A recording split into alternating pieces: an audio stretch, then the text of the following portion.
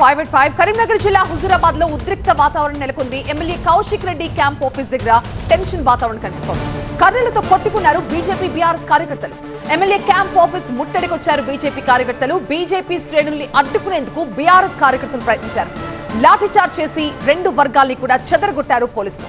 ఇవాళ మధ్యాహ్నం కరీంనగర్ రణరంగంగా మారింది. MLA Gangula Kamalakar camp office లో ఒక్కవైపు ప్రెస్ మీట్ లో కౌశిక్ రెడ్డి మాట్లాడుతుండగానే బయట దాడులకు దిగారు. కౌశిక్ రెడ్డి కారును ధ్వంసం చేశారు. ఎమ్మెల్యే క్యాంప్ ఆఫీస్ లో ఫర్నిచర్ ని కూడా పగలగొట్టారు. బండి సంజయ్ పై కౌశిక్ రెడ్డి డ్రగ్స్ ఆరోపణలు చేయడాన్ని చాలా సీరియస్ గా తీసుకున్న బీజేపీ శ్రేణులు ఏకంగా దాడులకు దిగారు. గంట పాటు ఉద్రిక్తత తర్వాత పోలీస్ బందోబస్తు మధ్య కౌశిక్ రెడ్డిని హుజూరాబాద్ కు తరలించగా అక్కడ కూడా గొడవ జరిగింది.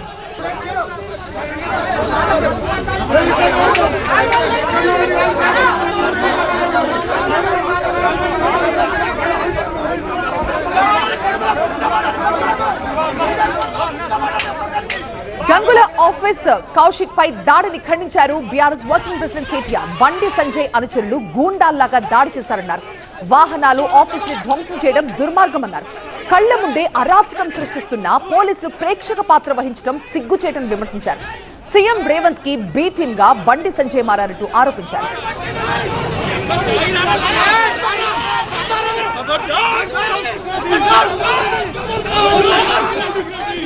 దాడి తర్వాత బండి సంజయ్ రేవంత్ రెడ్డిపై తీవ్ర స్థాయిలో కౌశిక్ రెడ్డి విరుచుకుపడ్డారు. తనపై హత్యాయత్నం చేశారంటూ ఆరోపించారు. ఇలా ఒక శాసనసభ్యుని మీదకే చంపడానికి వాళ్ళు వచ్చినప్పుడు సామాన్యుల ప్రజల పరిస్థితి ఏంటిది? ఇలా నేను ఒక శాసనసభ్యుని, నన్ను చంపడానికి ఇవాళ వందలాది మంది వస్తుంటే ఇలా రేవంత్ రెడ్డి గారు ఉన్న ముఖ్యమంత్రి, రేవంత్ రెడ్డి గారు హోమ్ మినిస్టర్గా వండుకుంటూ is it not the failure of police and law and order అని నేను అడుగుతా ఉన్నాను. ఇది ఇంటెలిజెన్స్ ఫెయిలియర్ కాదా అని నేను అడుగుతా ఉన్నాను. ఇది ఏమి పద్ధతి అని నేను అడుగుతా ఉన్నాను. ఈ హత్యలు చేసుడు ఏంటిది? గన్ కల్చర్ ఏంటిది? భయప్రాంతులకు గురి చేసుడు ఏంటిది? తిరగనీయమని చెప్పుడు ఏంటిది? అంటే తిరగనీయరు, బయట తిరిగితే చంపేస్తారా మమ్మల్ని? అంటే వాళ్ళైతే వాళ్ళ నోటికి వచ్చినట్టు మాట్లాడొచ్చు, వాళ్ళు నోటికి వచ్చినట్టు కేసీఆర్ గారిని తిట్టొచ్చు, వాళ్ళు నోటికి వచ్చినట్టు కేటీఆర్ గారిని తిట్టొచ్చు, వాళ్ళు నోటికి వచ్చినట్టు హరీష్ రావు గారిని తిట్టొచ్చు. మేము తిరిగి వాళ్ళని అడిగితే వాళ్ళని చంపేస్తారా? ఎందుకు ఇట్లా మాట్లాడుతున్నారని మేము అడిగితే చంపుతారా? ఇలా లైవ్గా మొత్తము మీడియా సాక్షిగా ఇలా లైవ్గా నేను చెప్పింది మరొకసారి నిజమైందా కాలేదా ఒక్కసారి మీరు ఆలోచన చేయాలి. మా ప్రతినిధి సంపత్ దీనిపై మరింత సమాచారం ఇస్తారు. సంపత్, ప్రస్తుతం కరీంనగర్ లో సిచ్యువేషన్ పూర్తిగా కంట్రోల్లోకి వచ్చినట్టేనా? ఒక ఎమ్మెల్యే వెహికల్ మీద, క్యాంప్ ఆఫీస్ మీద ఈ స్థాయిలో దాడి జరుగుతుంటే నిజంగానే బీఆర్ఎస్ ఆరోపిస్తున్నట్లుగా పోలీసులు ప్రేక్షక పాత్ర వహించారా? సుమారుగా 3 గంటల పాటు కూడా Karimnagar MLA Gangula Kamalakar camp office దగ్గర ఉద్రిక్తతలు చోటు చేసుకున్నాయి. ఎప్పుడైతే హుజూరాబాద్ ఎమ్మెల్యే కౌశిక్ రెడ్డి ఇక్కడ ప్రెస్ మీట్ పెట్టారు 10 గంటలకు, అంటే సుమారుగా అక్కడ 40 నిమిషాలు మా మీడియాతో మాట్లాడిన తర్వాత ఆయన ముఖ్యంగా బండి సంజయ్ను టార్గెట్ చేసి తీవ్రమైన విమర్శలు చేశారు. ఈ విషయం తెలిసిన వెంటనే బీజేపీ నేతలు, కార్యకర్తలు కూడా క్యాంప్ ఆఫీస్కి వచ్చారు. క్యాంప్ ఆఫీస్కి ఒక 15 నుంచి 20 మంది క్యాంప్ ఆఫీస్కి వచ్చి ఇక్కడ ముందుగా కౌశిక్ రెడ్డికి సంబంధించిన కారు పైన దాడి చేశారు, అద్దాలు పగలగొట్టారు. తర్వాత నేరుగా క్యాంప్ ఆఫీస్కి వెళ్ళి ఫర్నిచర్ కూడా ధ్వంసం చేశారు. సుమారుగా 3 గంటల పాటు కూడా ఉద్రిక్త పరిస్థితులు చోటు చేసుకున్నాయి. కాబట్టి ఆ సమయంలో కొంత పోలీసులు తక్కువ ఉందని మనం చెప్పుకోవచ్చు. అయినప్పటికీ అడ్డుకునే ప్రయత్నం చేశారు, కానీ అప్పటికీ పోలీసుల సంఖ్య తక్కువ ఉంది. ఎందుకంటే వాళ్ళకు గొడవ జరుగుతుంది ముందు తెలియదు, కేవలం ప్రెస్ మీట్ కాబట్టి పోలీసుల సంఖ్య తక్కువ ఉంది. తర్వాత మరొక 10 నుంచి 15 నిమిషాలు పెద్ద సంఖ్యలో పోలీసులు క్యాంప్ ఆఫీస్కి చేరుకున్నారు. అప్పటికే గొడవ మరింత ముదిరిపోయింది. దీంతో అక్కడ ఉన్న బీజేపీ నేతలు, కార్యకర్తలందరినీ కూడా అరెస్ట్ చేసి పోలీస్ స్టేషన్కు తరలించారు. తర్వాత బీఆర్ఎస్ సంబంధించిన నేతలు, కార్యకర్తలు కూడా క్యాంప్ ఆఫీస్కు తరలివచ్చారు. తరలివచ్చిన క్రమంలో వారు కూడా కరీంనగర్ ఎంపీ ఆఫీస్కి వెళ్ళే ప్రయత్నం చేశారు. దీంతో అక్కడ పోలీసులు అడ్డుకుని వారు కూడా పోలీస్ స్టేషన్కు తరలించారు. తర్వాత ఇక్కడి నుంచి అతి కష్టం మీద కౌశిక్ రెడ్డిని హుజూరాబాద్ క్యాంప్ ఆఫీస్కి తరలించారు. తరలించిన తర్వాత కూడా మళ్ళీ అక్కడ పెద్ద సంఖ్యలో బీజేపీ నేతలు, కార్యకర్తలు కూడా అక్కడికి వచ్చి అడ్డుకునే ప్రయత్నం చేశారు. క్యాంప్ ఆఫీస్కి వెళ్ళే ప్రయత్నం చేసిన క్రమంలో అక్కడ బీజేపీ వర్సెస్ బీఆర్ఎస్ మధ్య కొంత గొడవ జరిగింది. ఘర్షణ వాతావరణం నెలకొన్న క్రమంలో పోలీసులు పెద్ద ఎత్తున మోహరించారు. కొంత లాఠీచార్జ్ చేసి అక్కడి నుంచి బీజేపీ నేతలను చెదరగొట్టారు. అయినప్పటికీ ఇటు కరీంనగర్, హుజూరాబాద్లో ఉద్రిక్త పరిస్థితులు చోటు చేసుకున్నాయి. ఎక్కడ కూడా తగ్గడం లేదు. ఇటు బీజేపీ వర్సెస్ బీఆర్ఎస్ మధ్య తీవ్రమైన గొడవలు అయితే జరుగుతున్నాయి. ఎవరు కూడా వెనక్కి తగ్గడం లేదు. అంతేకాకుండా ఎల్లుండి ఇక్కడ కరీంనగర్ బంద్కు పిలుపునిచ్చింది బీఆర్ఎస్ సంబంధించిన నేతలు. ఎల్లుండి పిలుపునిస్తే అదే రోజు కూడా కేటీఆర్ వచ్చే అవకాశం ఉంది. అయితే బీజేపీ నేతలు కూడా కౌంటర్ ఇస్తున్నారు. ఎందుకంటే వ్యక్తిగతంగా ఏ విధంగా విమర్శలు చేస్తారు, ఒక కేంద్ర మంత్రిపై ఎలాంటి విమర్శలు చెప్పి కూడా బీజేపీ నేతలు అయితే కౌంటర్ ఇస్తున్నారు. మేము ప్రజాస్వామ్యయుతంగా మాట్లాడడం ఆపైన ఏ విధంగా దాడులు చేస్తారని చెప్పేసి కూడా ఇటు బీఆర్ఎస్ నేతలు చెప్తున్నారు. మొత్తానికి బీజేపీ వర్సెస్ బీఆర్ఎస్ల మధ్య మాటలు మరింత పెరిగిపోతున్నాయి. దాడులు ప్రతిదాడులు జరిగే అవకాశం అయితే కనబడుతున్న నేపథ్యంలో పోలీసులు మోహరించారు. అంతేకాకుండా ఇప్పటికే బీఆర్ఎస్ సంబంధించిన నేతలు కరీంనగర్ 2 టౌన్లో పోలీసులకు లిఖితపూర్వకంగా ఫిర్యాదు చేశారు. ఇంతకుముందే సిపి ఆఫీస్కి వెళ్ళి కూడా ఫిర్యాదు చేశారు. ఎవరైతే ఈ దాడిలో పాల్పడే వారిపైన చట్టపరమైన చర్యలు తీసుకోవాలి, అంతేకాకుండా అత్యాయత్న కేసు నమోదు చేయాలని కూడా డిమాండ్ చేశారు. పోలీసులు మాత్రం ఫిర్యాదును స్వీకరించి అన్ని కోణాల విచారణ అయితే చేపడుతున్నారు. కౌశిక్ రెడ్డి మాత్రం ఒకే విషయాన్ని స్పష్టం చేస్తున్నారు. బండి సంజయ్ పైన కూడా లిఖితపూర్వకంగా ఫిర్యాదు చేస్తా, ఆయన కారణంగానే ఇక్కడ దాడి జరిగింది కాబట్టి తనకు న్యాయం జరిగేంత వరకు కూడా ఉద్యమం చేస్తామని చెప్పి పాడి కౌశిక్ రెడ్డి స్పష్టం చేస్తున్నారు. Right Sampath, thank you. Pithapuram నియోజకవర్గ టీడీపీ ఇన్ఛార్జ్ బాధ్యతల నుంచి వర్మని తప్పించడమే ఇప్పుడు పొలిటికల్గా హాట్ న్యూస్. గత కొన్ని రోజులుగా పిఠాపురంలో జరుగుతున్న పరిణామాలపై ఫోకస్ చేసిన టీడీపీ అధిష్టానం వర్మని ఇన్ఛార్జ్ పదవి నుంచి తప్పించింది. అంతేకాదు త్వరలోనే నియోజకవర్గ వ్యవహారాలపై ఒక ప్రత్యేక కమిటీని వేయాలని నిర్ణయించింది. ఇదంతా ఒక ఎత్తైతే పార్టీ నిర్ణయాలకు కట్టుబడి ఉంటాను, ఏం చెబితే అదే చేస్తాను అన్న వర్మ భావోద్వేగానికి గురయ్యారు. తెలుగుదేశం పార్టీకి క్రమశిక్షణగా వాళ్ళు ఇచ్చిన ఆదేశాల ప్రకారం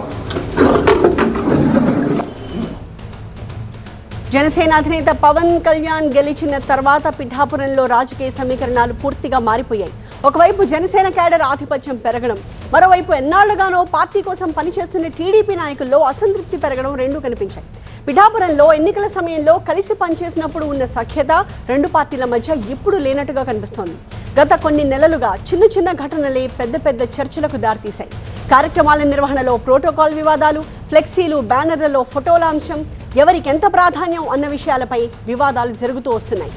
లేటెస్ట్గా చంద్రబాబు ఫోటో లేకుండా ఏర్పాటు చేసిన ఫ్లెక్సీ వ్యవహారం మరోసారి రాజకీయ వేడి పెంచింది. ఈ అంశంపై జనసేన నేత మాజీ ఎమ్మెల్యే దొరబాబు, వర్మ వర్గాల మధ్య తీవ్ర వాగ్వాదం జరిగింది. దీంతో ఇష్యూని కాస్త సీరియస్గా తీసుకుని టీడీపీ అధిష్టానం వర్మకి షాక్ ఇచ్చింది. ముఖ్యంగా భవిష్యత్ రాజకీయ సమీకరణాల దృష్ట్యా పిఠాపురంలో ఎలాంటి నెగటివ్ సంకేతాలు వెళ్లకుండా చూసుకోవాలని టీడీపీ పెద్దలు నిర్ణయించుకున్నట్టుగా తెలుస్తోంది. అందుకే వ్యక్తిగత విభేదాలకు చెక్ పెట్టి సమన్వయ రాజకీయాలకు ప్రాధాన్యతనిచ్చేలాగా కమిటీ వ్యవస్థ తీసుకొస్తున్నారు అని పార్టీ వర్గాలు చెప్తున్నాయి.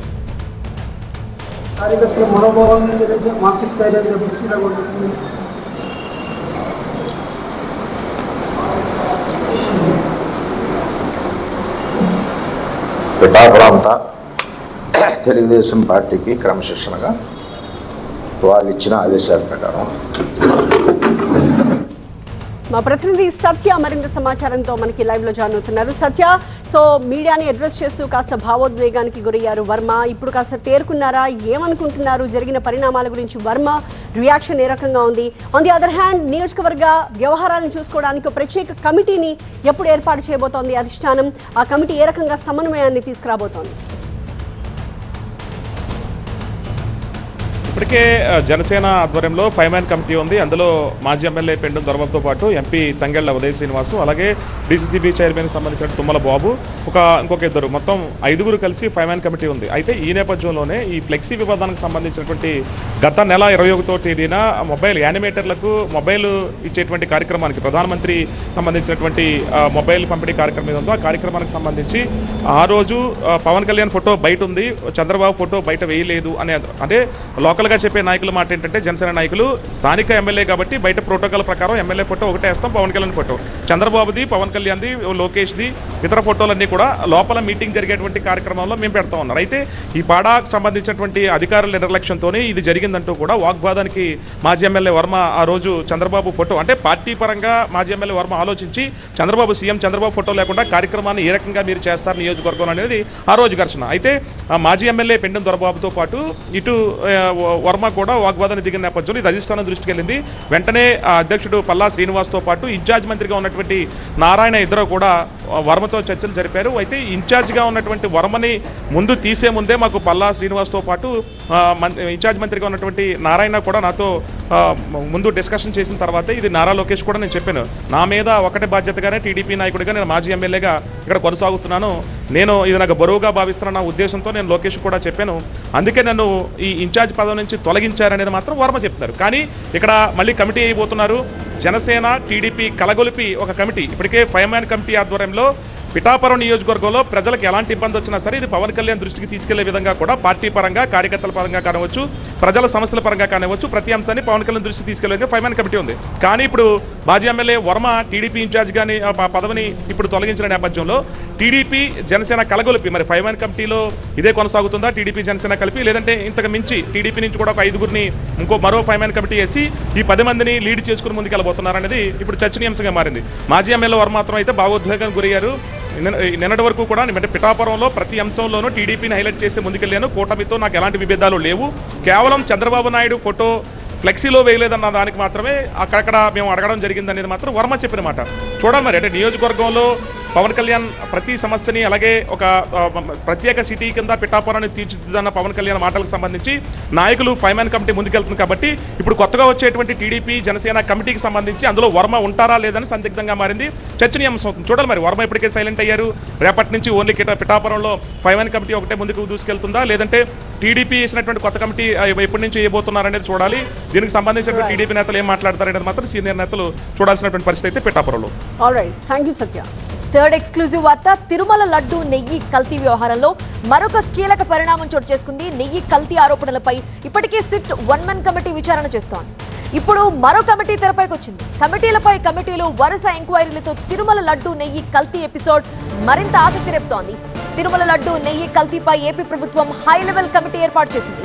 తిరుమల లడ్డు నెయ్యి కొనుగోలు, నాణ్యత వ్యవహారాలపై ఏకసభ్య కమిటీ నివేదిక అమలుకు హై లెవెల్ కమిటీని నియమించింది. 3 సభ్యులతో కమిటీ ఏర్పాటు చేస్తూ జీవో విడుదల చేసింది.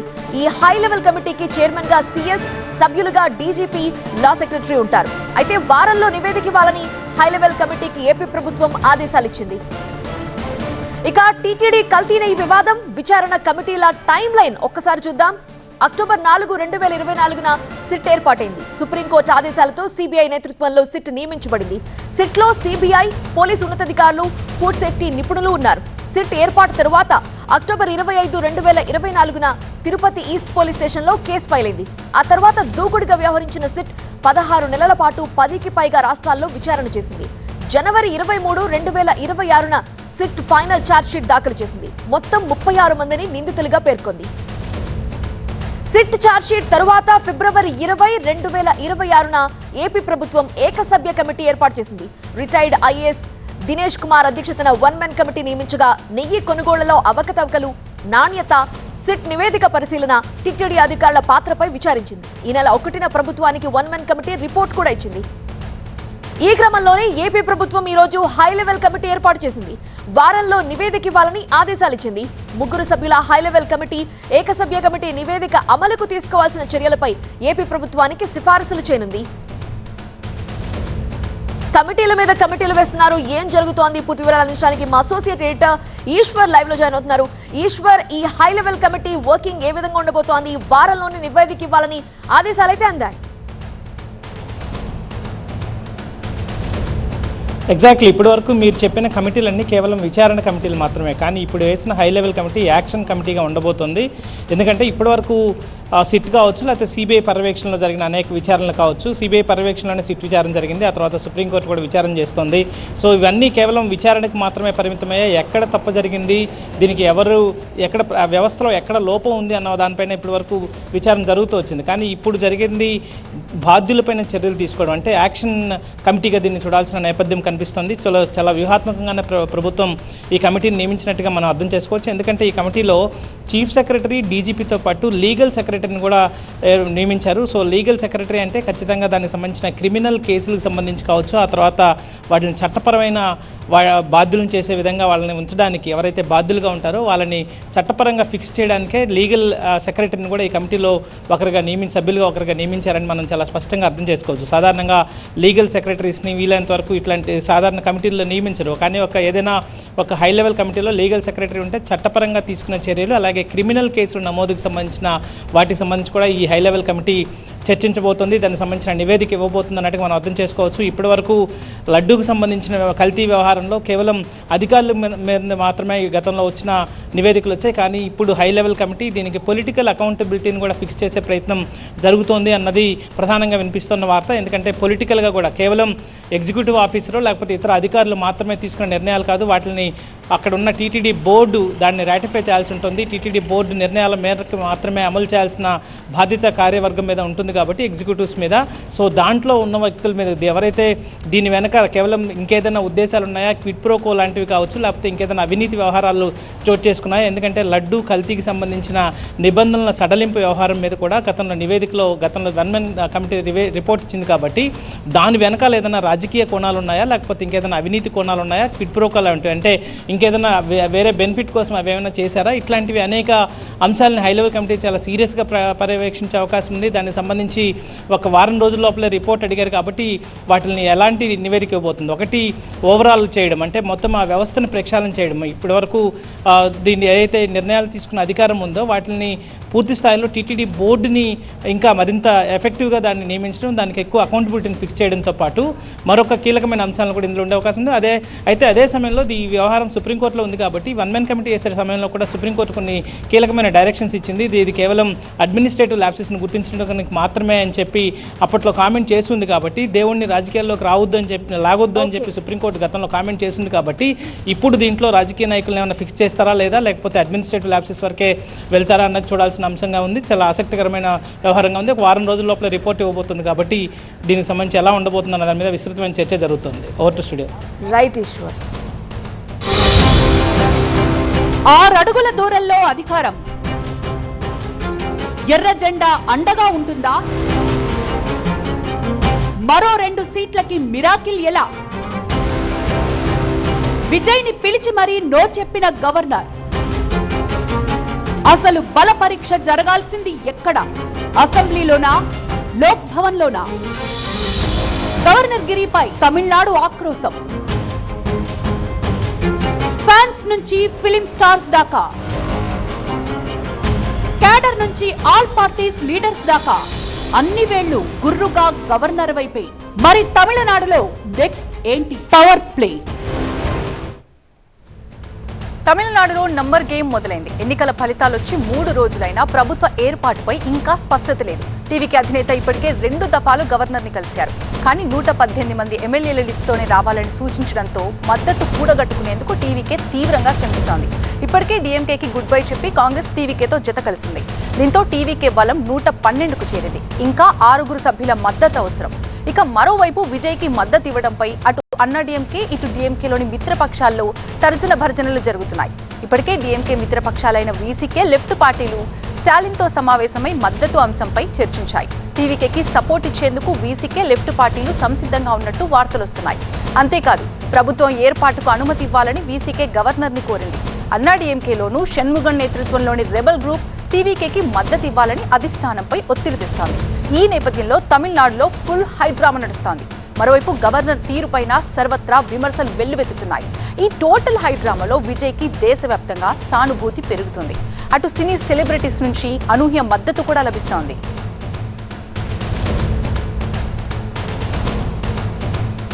పూర్తి అప్డేట్స్ అందించడానికి మా ప్రతినిధి మురళి లైవ్ లో సిద్ధంగా ఉన్నారు. మురళి, ఇప్పటివరకు అయితే గవర్నర్ నుంచి విజయ్కి ఎటువంటి క్లియరెన్స్ లభించలేదు. ఇంకా మరోవైపు అటు కార్యకర్తలు అవ్వచ్చు, అభిమానులు అవ్వచ్చు, రేపు ఉదయం లోక్ భవన్ ముట్టడికి పిలుపునిచ్చారు. అసలు తమిళనాడులో ఏం జరుగుతోంది?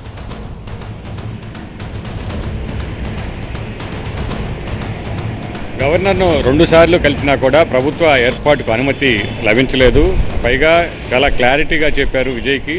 సో మీరు అవసరమైనటువంటి మ్యాజిక్ ఫిగర్ 118కి సంబంధించినటువంటి లేఖను తీసుకురండి. ఏ పార్టీ ఎవరెవరు మీకు మద్దతు ఇస్తున్నారో పూర్తి వివరాలు ఇచ్చిన తర్వాత మీకు మాత్రమే అవకాశం ఇస్తాను. అలా మీకు టీవీకేని కాదని మరొక పార్టీని ప్రభుత్వ ఏర్పాటుకు ఆహ్వానించనని చాలా స్పష్టంగా హామీ ఇచ్చినట్టు తెలుస్తుంది. అయితే విజయ్ ఇంకా 6 సభ్యుల మద్దతు కూడగట్టేటువంటి ప్రయత్నంలో ఉన్నారు. సో నిన్ననే మొత్తం అవసరమైనటువంటి సభ్యులందరి మద్దతుతో కనుక కలిసి గవర్నర్ని కలిసి ఉంటే ఈ పార్టీకి అనుమతి వచ్చి ఉండేది. అయితే ప్రభుత్వం ఏర్పాటు అయిన తర్వాత, ప్రమాణ స్వీకారం పూర్తయిన తర్వాత సభలో 2 వారాలు గడువిస్తే సభలో తన బల నిరూపణ చేసుకుంటానని నిన్న ఇవాళ కలిసిన సందర్భంలో కూడా విజయ్ కోరినప్పటికీ అనుమతి అనేది లభించలేదు. అయితే ఇప్పుడు జరుగుతున్నటువంటి పరిణామాలు చూస్తుంటే వీసీకే అలాగే వామపక్షాలు 2 పార్టీలు, ఈ మొత్తం వామపక్షాల నుంచి 4, వీసీకే నుంచి 2, అంటే మొత్తం 6 సభ్యులు ఉన్నారు. సో ఈ 6 కలిసి మద్దతు విజయ్కి ఇచ్చేందుకు సిద్ధమవుతున్నట్టు తెలుస్తోంది. మొత్తం కూడా ఈ 6 కూడా డిఎంకే కూటమితో కలిసి పోటీ చేశారు. అయితే కూటమి నుంచి బయటకు వచ్చేటప్పుడు కూటమి ధర్మం ప్రకారం డిఎంకేతో చర్చలు జరిపిన తర్వాత మాత్రమే ఈ నిర్ణయం తీసుకోవడానికి వామపక్షాలు కానీ అలాగే వీసీకే కానీ నిర్ణయం తీసుకున్నాయి. అయితే రేపు అధికారికంగా ప్రకటన వచ్చేటువంటి అవకాశం ఉంది. మొత్తం ఆ పార్టీలకు సంబంధించినటువంటి ముఖ్య నేతలతో సమావేశమైన తర్వాత నిర్ణయం తీసుకుని టీవీకేకి మద్దతు ఇచ్చేటువంటి విషయం స్పష్టం చేస్తామని ఆ పార్టీలు చెప్తున్నటువంటి పరిస్థితి మనం చూసాం. ఒకవేళ రేపు గనక పార్టీ మొత్తం ఆ 3 పార్టీల సమావేశం తర్వాత 6 సభ్యుల మద్దతు వస్తే తిరిగి గవర్నర్ వద్దకు ఆ 118 మందితో కూడినటువంటి లేఖను గవర్నర్కు సమర్పిస్తే అప్పుడు అనుమతి ఇచ్చేటువంటి అవకాశం ఉంది. అయితే అప్పటి వరకు కూడా అభిమానుల్లో అలాగే పార్టీ నేతల్లో ఆగ్రహంతో ఉన్నారు. సో రేపు ఆందోళనకు కాంగ్రెస్ పార్టీ కూడా ఒకవైపు పిలుపునిస్తోంది గవర్నర్ తీర్పుకు వ్యతిరేకంగా. సో రేపు మధ్యాహ్నం వరకు 11 గంటలకు ఆందోళనకు పిలుపునిచ్చారు. సో ఉదయం పార్టీల మద్దతుకు సంబంధించినటువంటి అంశం టీవీకే నుంచి ఒక ప్రకటన కానీ పూర్తిస్థాయి మద్దతు ఉందని గవర్నర్కు లేఖ ఇస్తే ఆ తర్వాత అనుమతి వస్తే అప్పుడు పరిస్థితిని బట్టి ప్రమాణ స్వీకార తేదీ ఎప్పుడనేది తెలిసేటువంటి అవకాశం ఉంది. Right, thank you Murali. ఇక బెంగాల్లో తొలి బీజేపీ ప్రభుత్వ ఏర్పాటుకు చురుగ్గా సన్నాహాలు జరుగుతున్నాయి. ఎల్లుండి బీజేపీ ప్రభుత్వం కొలువు తీరబోతోంది. ఉదయం 10 గంటలకు బ్రిగేడ్ గ్రౌండ్స్ లో కొత్త సీఎం ప్రమాణం చేస్తారు. శుక్రవారం జరిగే బీజేపీ శాసనసభాపక్ష సమావేశంలో సీఎం ఎంపిక ఉంటుంది.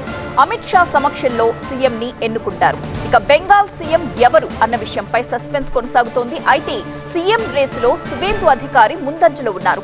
భవానీపూర్లో మమతా బెనర్జీని ఓడించింది సువేందు అధికారి. ప్రమాణ స్వీకార కార్యక్రమానికి ప్రధాని మోదీ, అమిత్ షాతో పాటు కేంద్ర మంత్రులు కూడా హాజరవుతారు. 5,000 మంది పోలీసులతో భద్రతా ఏర్పాట్లు చేశారు. బెంగాల్ సీఎం పదవి బెంగాలీకే దక్కుతుందని అమిత్ షా స్పష్టం చేశారు. బెంగాలీ మీడియా చదువుకున్న వాళ్ళని సీఎం చేస్తామని అన్నారు. ఈ అర్హతలన్నీ ఉన్నవి సువేందు అధికారికి.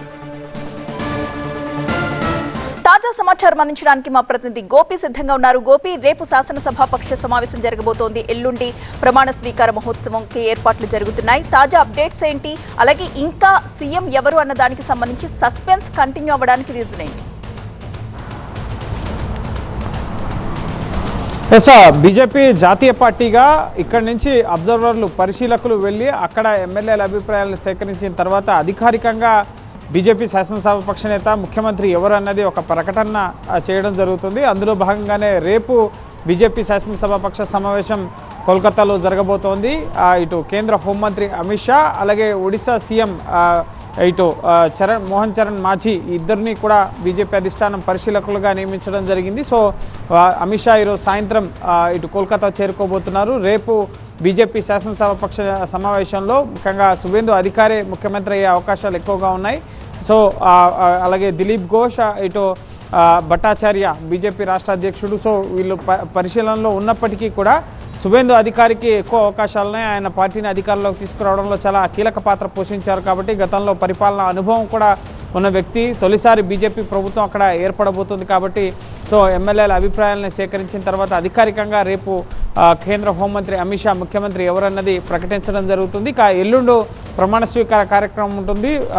ఎంతో ఘనంగా ఈ ప్రమాణ స్వీకార కార్యక్రమాన్ని జరిపేందుకు బీజేపీ ఏర్పాట్లు చేస్తుంది. ప్రధాని నరేంద్ర మోడీ, బీజేపీ జాతీయ అధ్యక్షుడు నితిన్ నవీన్తో పాటుగా కేంద్ర మంత్రులు, బీజేపీ పాలిత రాష్ట్రాల ముఖ్యమంత్రులు, ఎన్డీఏ ముఖ్యమంత్రులు వీరందరినీ కూడా ఆహ్వానించి ఘనంగా ఈ బీజేపీలో తొలిసారి బీజేపీ ప్రభుత్వం ఏర్పాటు, బీజేపీ ముఖ్యమంత్రి అక్కడ సీఎం కాబోతున్నారు కాబట్టి సో మంత్రివర్గ విస్తరణకు సంబంధించి సమయం తీసుకుంటారు. సో రేపే దానికి సంబంధించి క్యాబినెట్లో ఎవరు ఉండాలి, ఎవరెవరికి ఏ పోర్ట్ఫోలియోలు ఇవ్వాలి అన్న దానికి సంబంధించి కూడా సమీక్షించే అవకాశం ఉంది. అబ్జర్వర్లుగా ఎప్పుడు కూడా కేంద్ర మంత్రులు నియమిస్తుంటారు. కానీ అమిత్ షాని తొలిసారి ఒక రాష్ట్రానికి పరిశీలకుడుగా పంపి, ఎందుకంటే చాలా ప్రతిష్టాత్మకంగా బెంగాల్ ఎన్నికలను తీసుకోవడం జరిగింది. సో అక్కడ స్థిరమైన ప్రభుత్వాన్ని అలాగే సమర్థవంతమైన పరిపాలన అందించే దిశగా ఇటు నేతలని, నాయకత్వాన్ని ఎంపిక చేయాలి. కాబట్టి అమిత్ షా రంగంలోకి దిగి పూర్తి స్థాయిలో రాష్ట్రంలో పరిస్థితులన్నింటినీ కూడా చక్కబెట్టి ప్రభుత్వ ఏర్పాటుకు కావాల్సిన ఏర్పాట్లన్నీ కూడా పూర్తి చేసి ఇటు తిరిగి ఢిల్లీ రాబోతున్నారు. సో రేపు ఇప్పుడు ముఖ్యంగా ఈరోజు బీహార్లో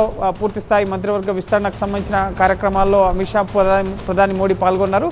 ఇప్పుడు బీహార్ నుంచి బెంగాల్కు వెళ్తారు. బెంగాల్లో రేపు బీజేపీ శాసనసభాపక్ష సమావేశంలో పాల్గొని ముఖ్యమంత్రి ఎవరన్న దాన్ని ప్రకటించిన తర్వాత పోర్ట్ఫోలియోలు వీటన్నిటిని కూడా సెట్ చేసి అమిత్ షా పూర్తి స్థాయిలో అక్కడ పరిపాలనా యంత్రాంగాన్ని సన్నద్ధం చేయబోతున్నారు.